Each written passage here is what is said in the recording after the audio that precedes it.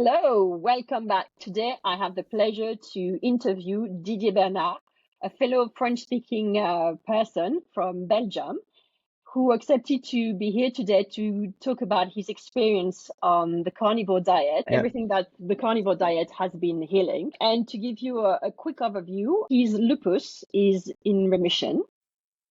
And Yes. he's currently healing or in the process of healing his lipoma, acne in the back, but also tinnitus. So I think it was an amazing story, and I wanted to share with you Didier's story. Welcome, Didier.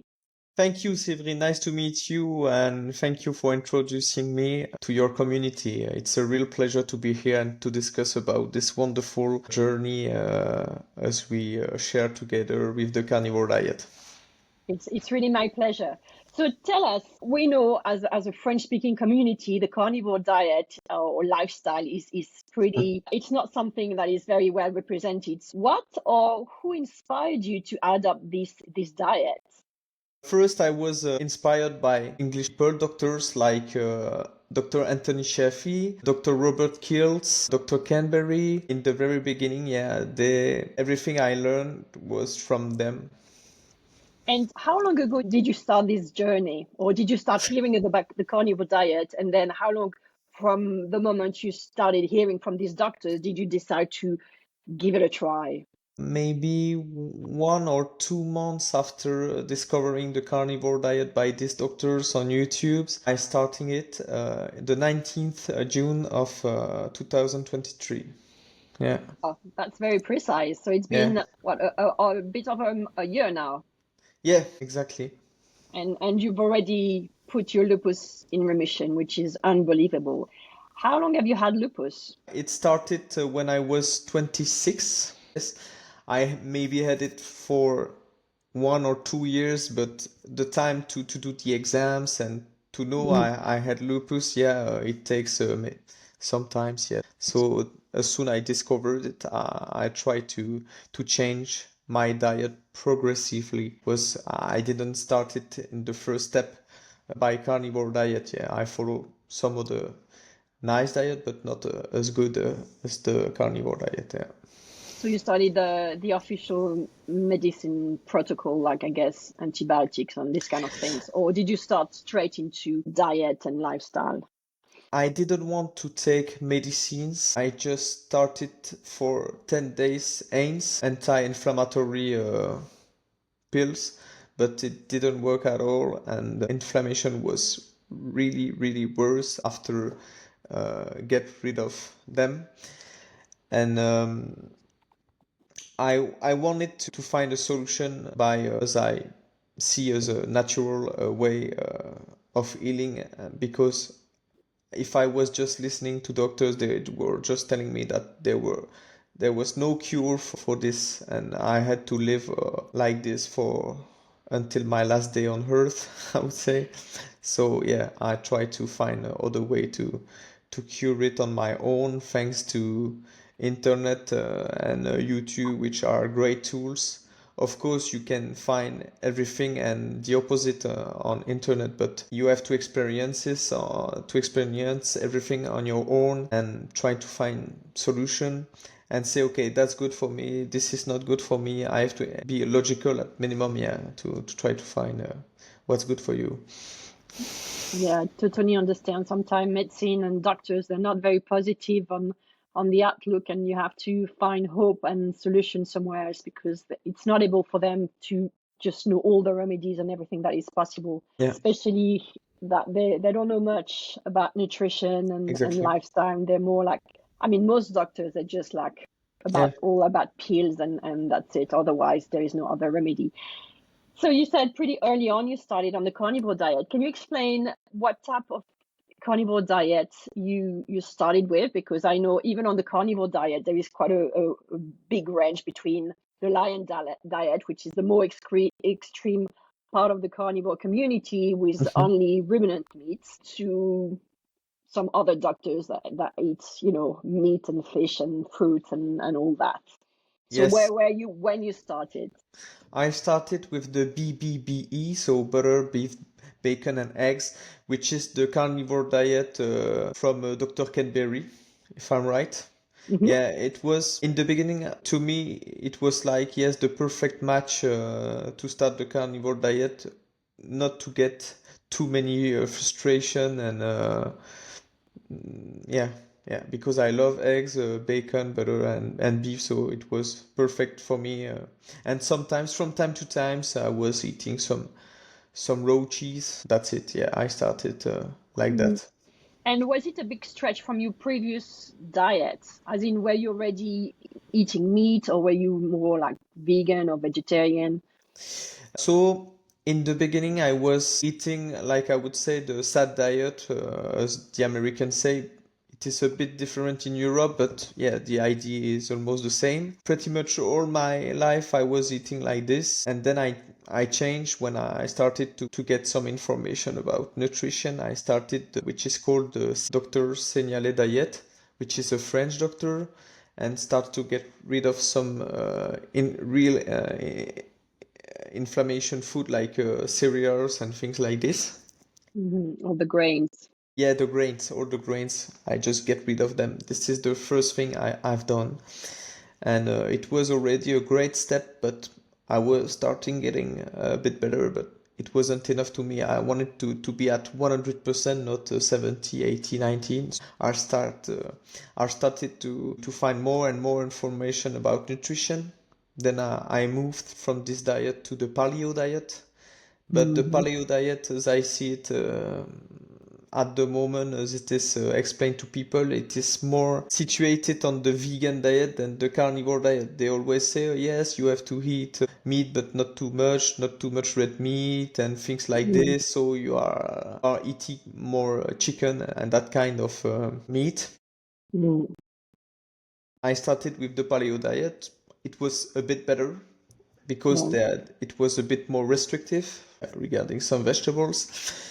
And then I was still having a lot of troubles and digestive issues. Yeah, Yeah. the digestive issues were really, really bad, and I still had some back ache regarding linked to the lupus. Mm. So I started to go further, and the next step was the ketogenic diet. And in the ketogenic diet, for I stayed there for 3 4 months, something like this. I was still getting better, but I still wasn't at 100%, and all my digestive issues were still there. After each meal, I was feeling so bad, and I was saying to myself, no, that's not possible. I don't know what's happening. Maybe the vegetables are not for me, and I need to get rid of them. And after a gut crisis, a really bad gut crisis, I said, okay, now it's time to start the carnivore diet to see if it can help for my terrible digestive issues. Mm. Okay. And so you did the transition. I think like most people starting on the carnivore diet, they start because they have some kind of a issue and they're trying, to clean their diet like you did, and then restrict Yeah. and restrict until they find what works for them.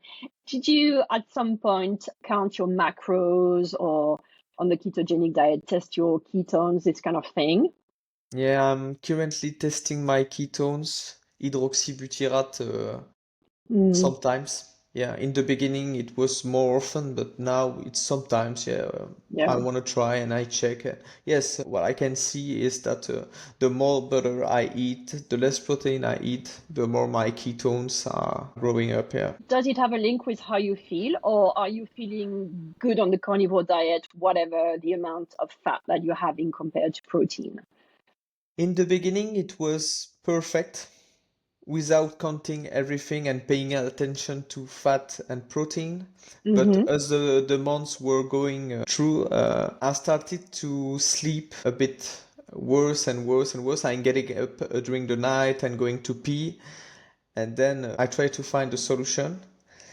And I found that it was because I was eating too many protein and not enough fat. So I started to increasing my fat intake, and thanks to that, my sleep was getting much better.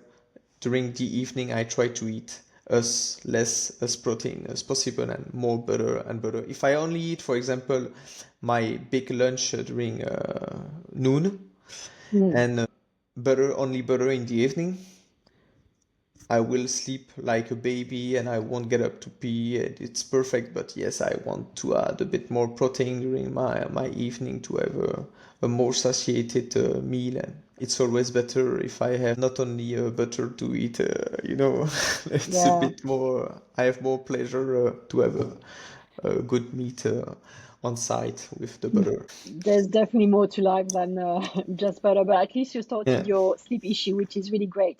So you said you started on the BBBE diet. Is it Yeah. still what you're following, or has your diet or your way of eating changed slightly? Because it's been over a year now, so obviously you've tried a few things. Yeah, And I made some changes to always try, yeah. mm, To know what's the best thing for you. I tried for a month the lion diet.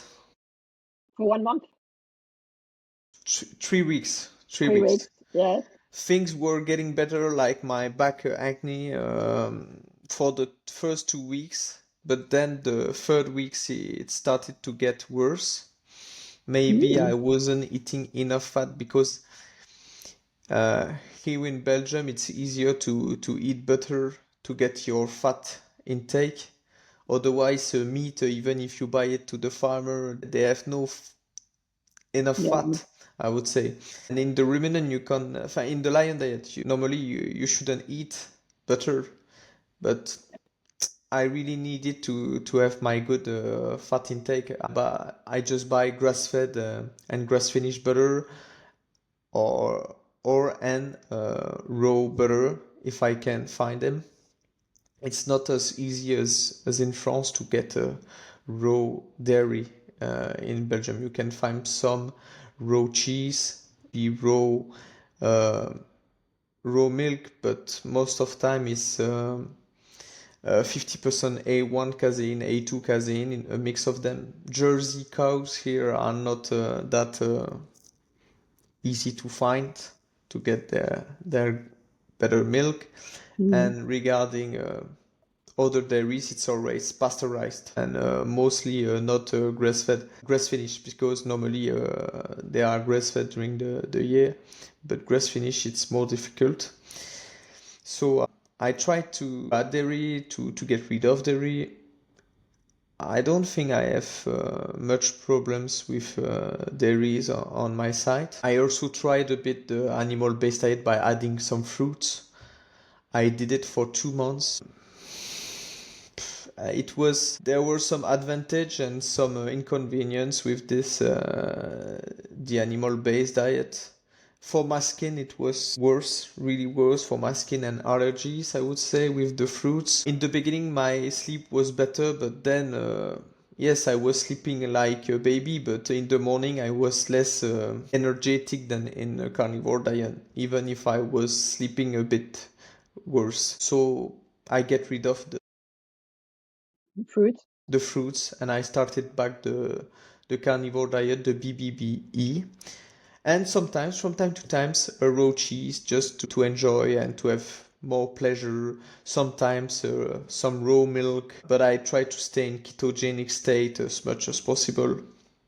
But maybe 1 cup or 2 cup of raw milk, and maybe one piece of cheese, it's okay for me. I can still get the ketones on a basic level, I would say. So yeah, mostly on BBBE, and sometimes I add from time to time dairies Oh, in my carnivore diet.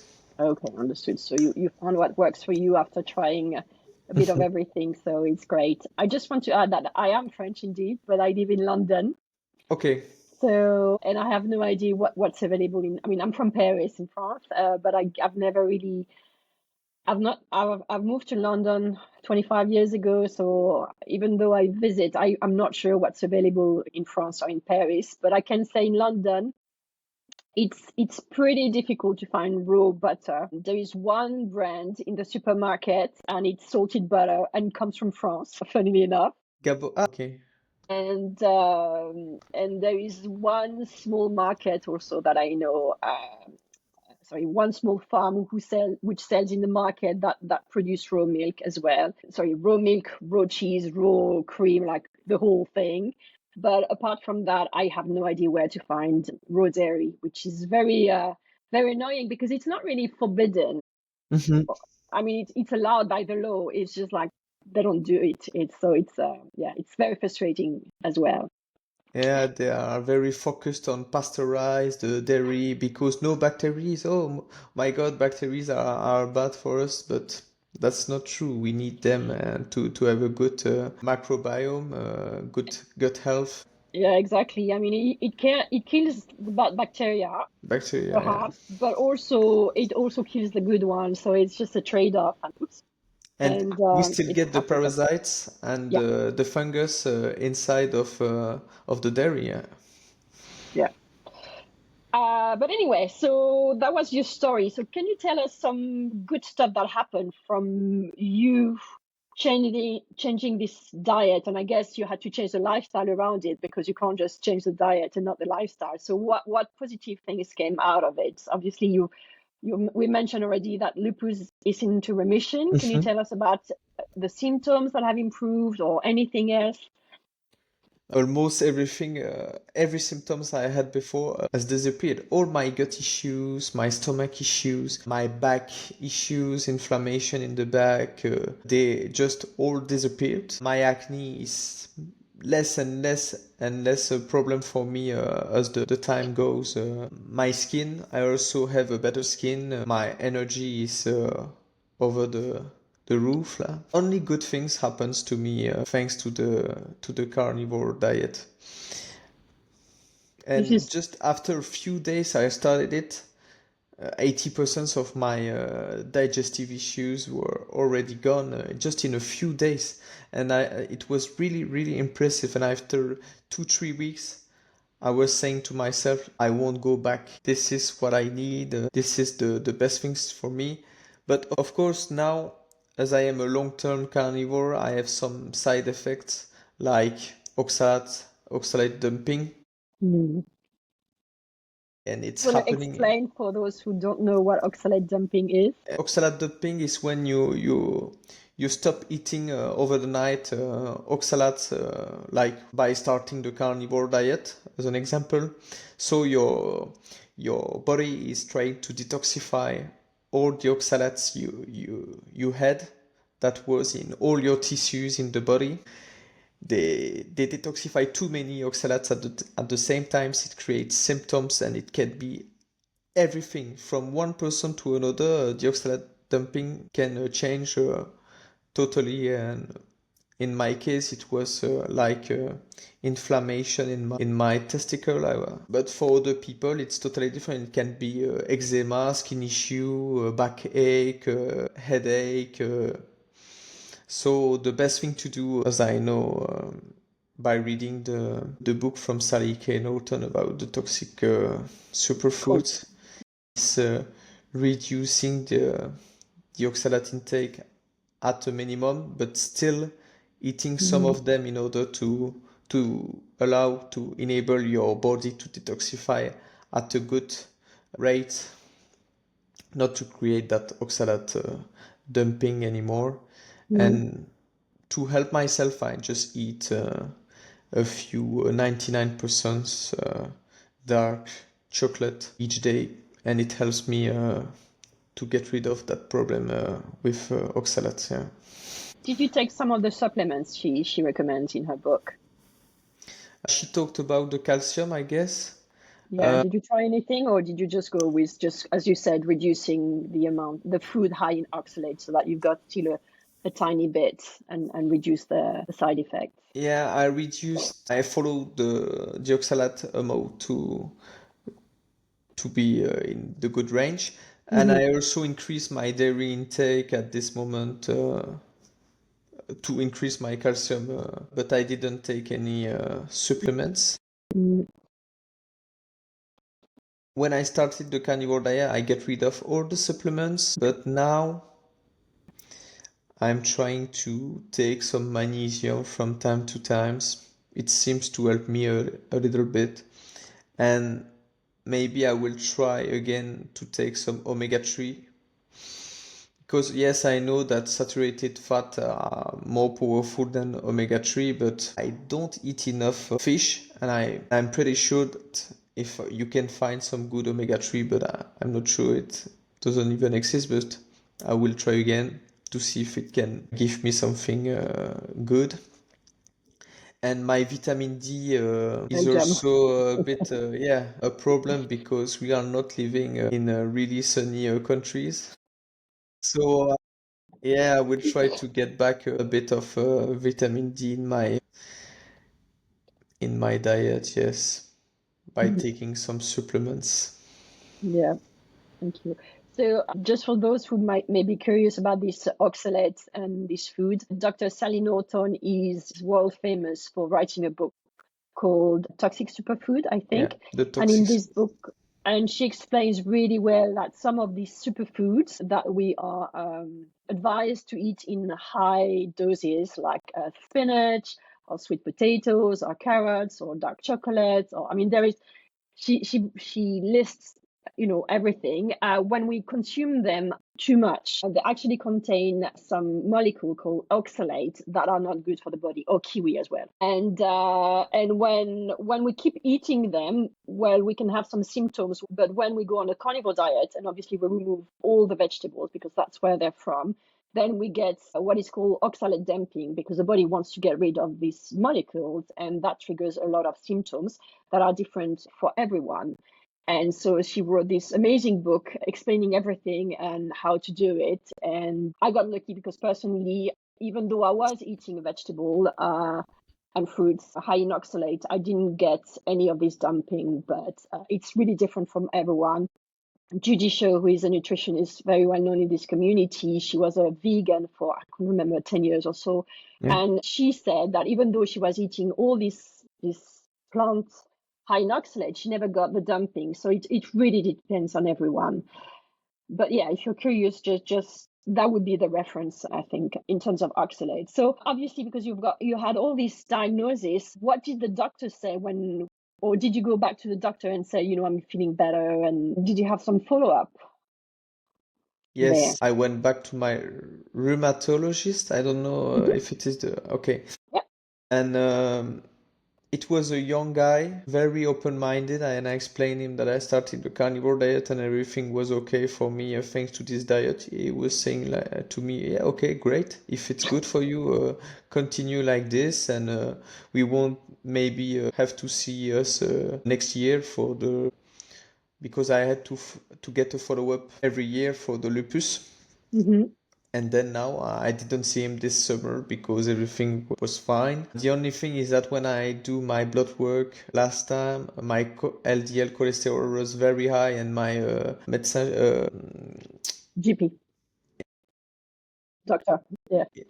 was saying to me that my cholesterol was very high, but she seen that I'm very fit, lean, and I do sports, and say, okay, your liver is okay, you seem lean, you do sports, it's only alimentary cholesterol.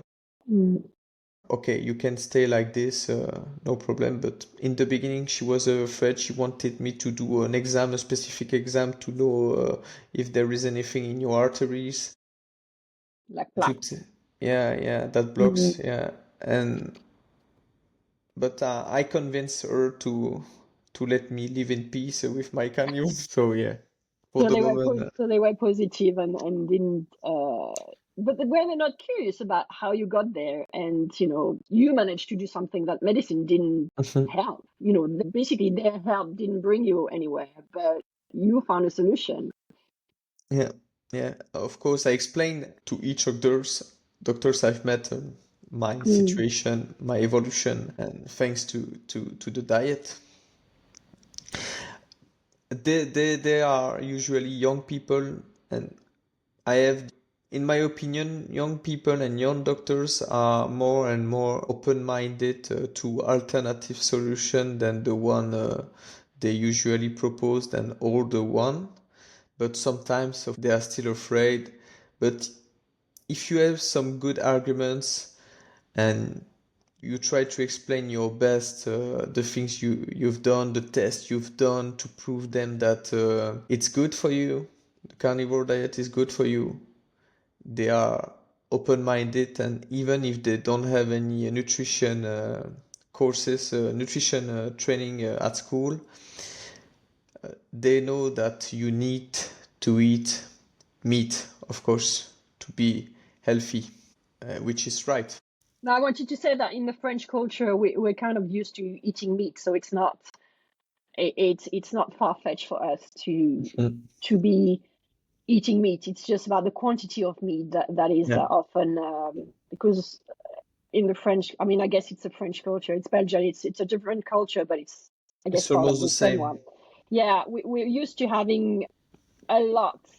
I mean, a lot of different things for me, like a starter, a main with animal and vegetables and a dessert, and so we're used to having variety, and it's just about rebalancing the quantities that sometimes people are very intolerant to. I think the French culture is very intolerant to differences and not very open-minded in general. I mean, I don't know what you found, but for me, it's just Yeah, yeah. I found the same things as you just said right now. Yeah, they are very close-minded to the changes in the diet. They want to eat almost everything and to have like the so-called balanced Mm. diet, eating everything in your plate, have a colorful plate of vegetable, fruits, grains, and meat. Mm. But it doesn't work. I am convinced that we are carnivore and not that mostly we have to eat meat to be healthy. And also, there is this thing about trusting the doctors. Like you can't not trust the the person who knows more than you, which I think is well, used to be true, but now thanks to the internet, we can educate ourselves as well, and we can know. Yeah, we've got more information available. Exactly. What do you think are the some common misconception about the carnivore diets? You mean ideas that people that don't know Yeah. anything about the diet could think about it? Yeah, when you meet someone and you tell them I only eat meat and they tell you blah blah blah, and then it's just like, yeah, no, this is wrong. And Yeah, did you meet these kind of people who wants to tell you their truth? yeah. Most of time, the first thing that come to their mind is the heart disease. They think you can get heart disease if you eat too much red meat. That's the first thing that comes to their mind Mm, as soon as we speak with them about the carnivore diet, that it can clog your arteries because of the saturated fat. mm, And that's also the case with eggs. Sometimes people still think that if you eat more than 2 eggs a week, oh my god, you will die. The fiber, yes, like everyone on earth thinks that you need fiber to be able to go to the toilet. And even for dogs need fiber, human need fiber. Everybody on earth need fiber, otherwise you can't go to the toilet.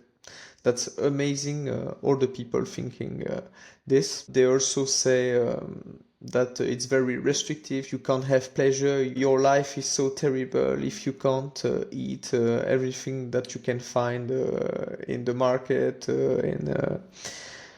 if you don't eat sugary stuff.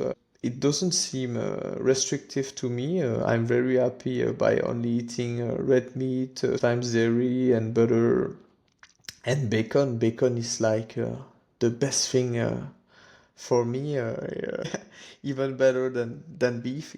But I eat, of course, much more beef than bacon. yeah. But it doesn't seem restrictive to me. It's very fine if I only eat 3 or 4 ingredients for most of time. Yeah. Yeah. And I mean, I've been told that as well, that it's super restrictive. But I think what people don't realize is even though it comes from one animal, there are so many different types of meat that comes from it that have different flavors and different texture, and you can actually cook. I don't know if you cook, if you have like special recipes or things, but there is so much you can do if you really try. If you eat like the same beef patty and eggs. Yeah, of course. Yes, I cook sometimes more specific recipes, but if you add dairy in your carnivore diet, you can do a lot of really nice meal. Yes, yeah, and with butter and ghee, that's great. That's Mm. great. You can also eat fish if you want, fatty fish. There are a lot of to do, a lot of different fish and meat to get on the carnivore diet if you want to. Yeah. Yeah, the animal kingdom is huge, actually. So Yeah. you have to get inspired and open-minded. And actually, what I didn't realize, and I found out since starting on the carnivore diet, there are seasonality in animal products like fish and meat. You can't find the same meat at the same time of the year. So it's just an ongoing process, and it's great. Do you have any favorite recipe or meal you would like to share with us? Yes, it's my own hamburger. I call Mm-hmm. that. Yes, replacing the bun. I do it by eggs, like waffle eggs. Then I put my patty, so my beef on it. Mm-hmm. Some raw cheese, melt on the meat, a few bacon, and then once again an egg and a waffle egg on site. So it's my carnivore hamburger, and that's my favorite meal. I could eat it every day of my life. Yeah, that's wonderful. Oh, that sounds amazing. Like really Yeah, big yeah. and juicy and satisfying. That's amazing. What else can we say? We've mentioned about nutrition balance. We mentioned about the challenges that you had and how you overcame them, the critics, the benefits. Is there anything else that we haven't mentioned that you would like to share with us? Yeah, for people that would like to start the carnivore diet, I can recommend to read, as you said before, the Toxic Superfoods book from Sally Kay Norton, but I also read the Carnivore Diet from Sean Baker, Hmm. which was really, really interesting to understand why humans are basically carnivores. I didn't read it, but I had some good reviews about it. It's the Carnivore Code from Paul Saladino. The first version or the second one?